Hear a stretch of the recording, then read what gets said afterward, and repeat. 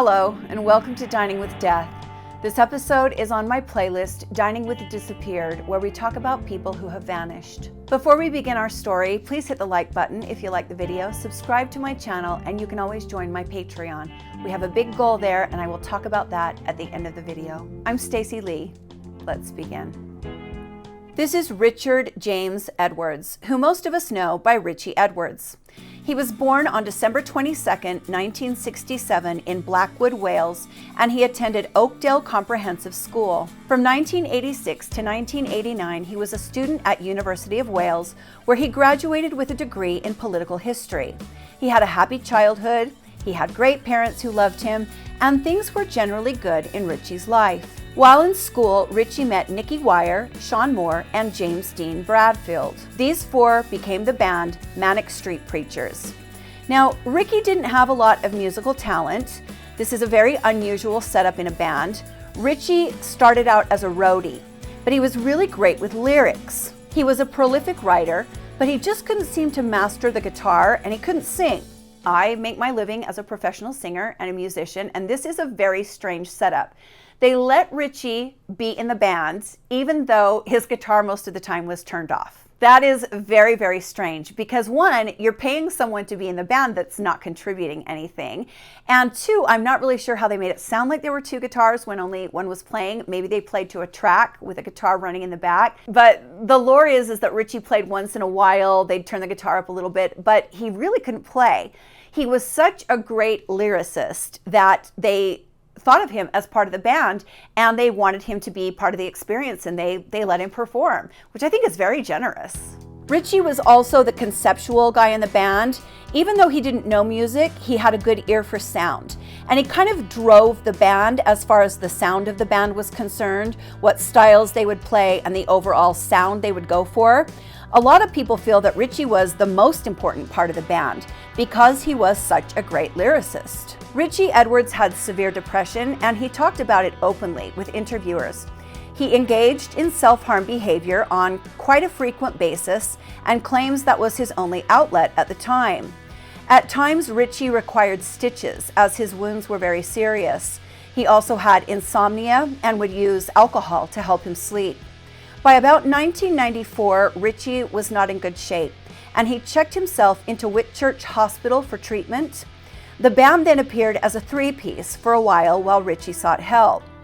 After Richey finished treatment, he rejoined the band as it toured Europe with the bands Suede and Therapy. On December 21st, 1994, the band played a show in London, Astoria.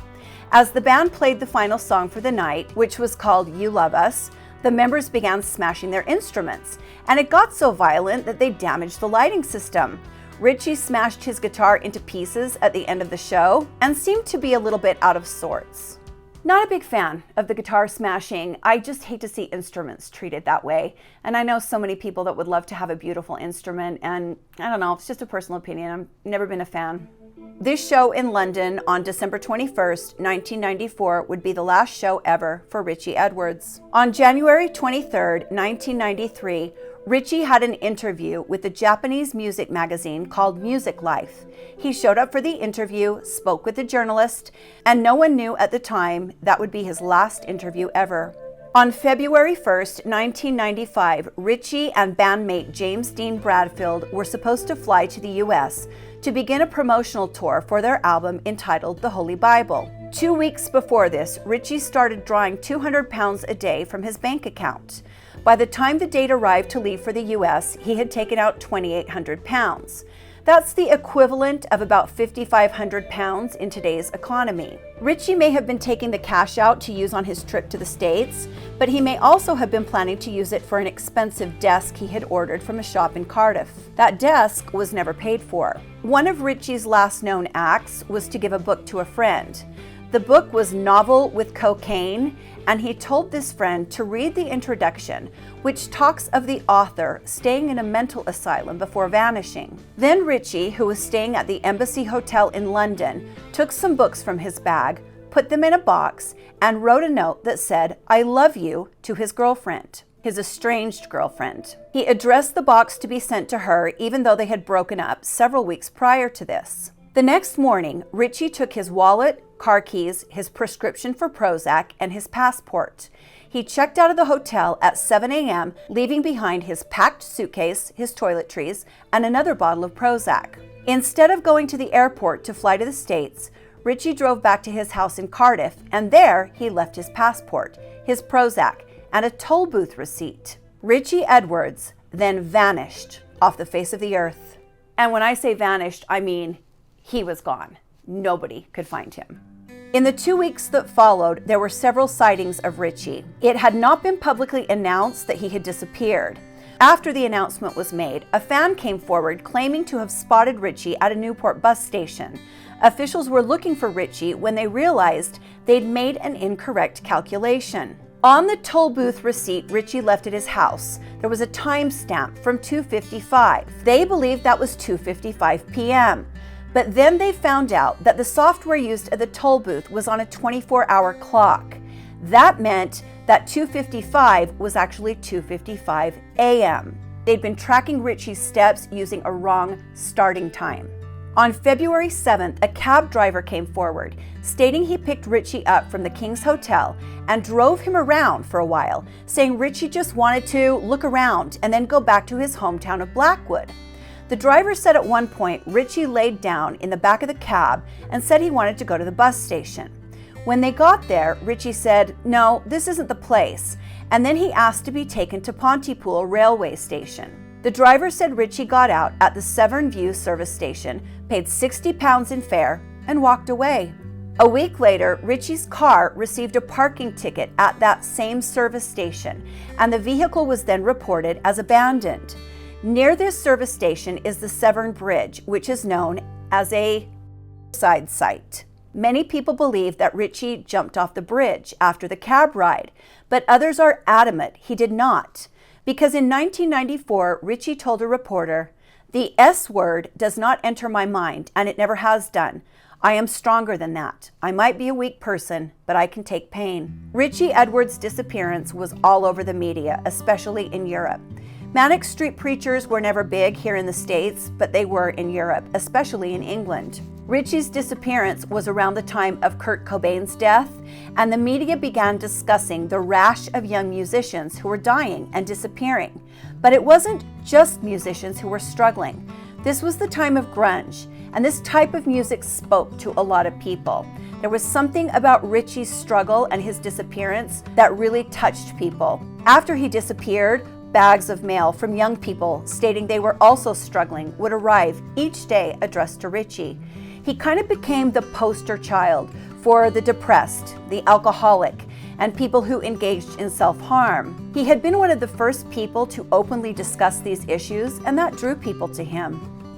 Now we have to talk about the 27 Club. I'm sure many of you know what that is, but for those of you that don't, the 27 Club is a group of musicians who died at the age of 27.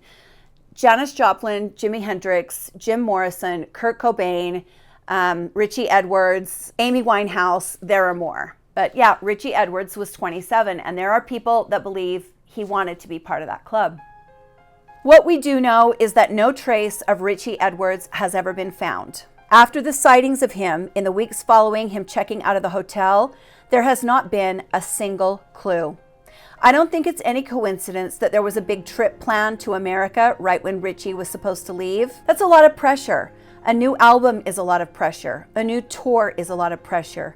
Maybe Richey Edwards was just sick and tired of the pressure. A book released in 2019 claims to provide new evidence that Richey staged his own disappearance.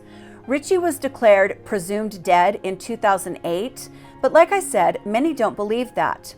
This book claims that Richey was fascinated with disappearances and had been for years. It also details a meeting between Richey and a woman at Cardiff's Whitchurch Hospital that has previously not been discussed. The author of this book claims to have interviewed people that state, Richey is living in a kibbutz in Israel. Everybody knows this. Okay, then why hasn't anyone gone to find him or interview him? There's also an account of Richey giving his passport to a woman named Vivian on the day he disappeared and telling her, "I won't be needing this anymore." But I thought his passport was found back at his flat in Cardiff. There's just a lot of lore surrounding this story, a lot of theories, and a lot of conjecture. Is Richey Edwards dead, or is he living somewhere in private as a 57-year-old man? As it stands now, he has been declared dead. Unless he is not, and he decides to come forward, we will most likely never know what happened to Richey or why he disappeared. Thank you for joining me today on Dining with Death, Dining with the Disappeared. Hit the like button, subscribe to my channel if you want to see more from me, and you can always join my Patreon. For a few bucks a month, if that's what you want to give, you help support the channel and keep it alive. And in the end, we want to raise money to donate to police departments that have cold case DNA in storage that cannot be tested because there's no money. There are thousands of sexual assault kits across the country that have never been tested. They cost between $500 and $700 each to test, and this is why we want to do it. 1, we potentially close the case the DNA is associated with, and 2, we get that perpetrator's DNA in the system in case they're connected with other crimes. After the first of the year, we are going to start one of those campaigns. It's been a little frustrating getting this going, but I'm not giving up. Thanks so much for spending a little bit of your day with me, my friends. Stay safe and be kind to each other, and I will see you next time on Dining with Death. Bye.